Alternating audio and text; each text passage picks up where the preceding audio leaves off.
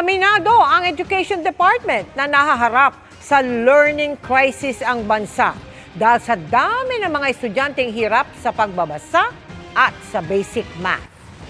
Tutok na pagturo sa kanila ang isang solusyon pero may iba pa raw dapat tugunan tulad ng gutom. Nakatutok si Maki Pulido. Ha? Da? Na? Ang? Ba? Ko? Anong sinasabi ng binasa mo? Yung bag. Yung bag ay Hinahanap po. hinahanap pa yung bag. Apo. Nasa upuan lang. Ha? Nasa upuan lang. Nasa upuan lang yung bag. 2023 na makilala namin ang nooy grade 7 student na ito na paisa-isang pantig lang ang nababasa kahit 12 anyos na. Pandemic lockdowns ang nasisi dahil matagal na di nagklase ang marami at nang magbalik klase hindi naman face-to-face.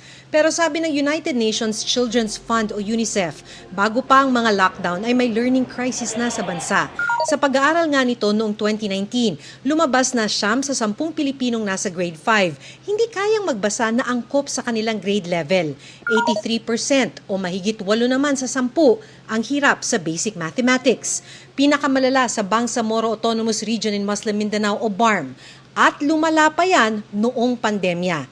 Hindi na yan itinatanggi ng Department of Education. Ay 100% nag-worsen kasi may mga bata na hindi pa marunong magbasa, nasa bahay lang sila, hindi nila kasama yung teacher. So, paano sila matututo magbasa? Kaya nga anya nagsagawa ng Comprehensive Rapid Literacy Assessment noong school year 2024 to 2025 para ma-assess ng mga guro ang mga estudyante mula grade 1 to 3. Lumabas dito na halos 60,000 nasa grade 3 ang hirap magbasa ng English.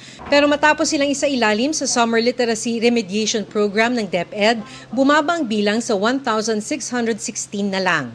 Dito sa Esteban Abada Elementary School sa Quezon City, 38 estudyante ang nakitaan ng kahinaan sa pagbasa.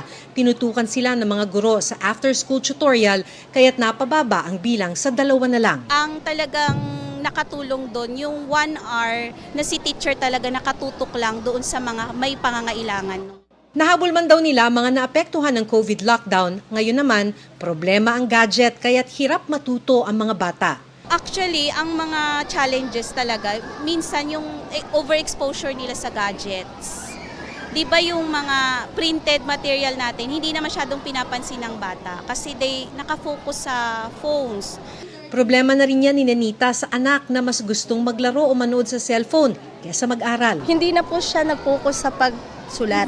Problema talaga ang cellphone. Tinututok talaga, nandun po talaga ako sa tabi niya, ma'am, kasi para hindi siya tatakbo, magsi-cellphone. Pero higit pa dyan ay ang problema sa gutom. Sa tansya ng World Food Program, 1.7 milyon na kabataan ang malnourished, kaya hirap matuto at mag-aral. Para tugunan ito, sabi ng DOH, popondohan nila ang feeding program sa elementarya. At school age, kinder pa lang, umpisahan na yung feeding at ginawa namin yung pera doon, ibinuho sa lahat ng young kids.